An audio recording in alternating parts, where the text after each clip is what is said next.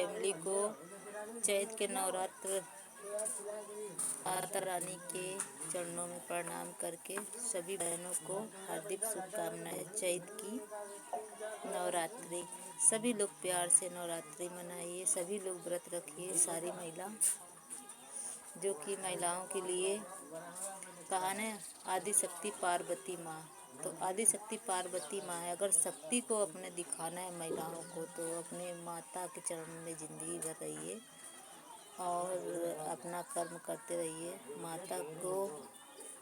माता मेरी इतनी प्यारी है पार्वती माँ, जो पार्वती माँ एक महिला भी हैं, एक औरत भी हैं, एक पारिवारिक माँ भी हैं। तो वो जानती है माता रानी सबके ऊपर अच्छा करेंगी। आप लोग माता रानी को हर हर महादेव, श्री शिवाय नमस्तुभ्यं, शक्ति आदि, ओम नमो पतये पार्वती, हर हर महादेव।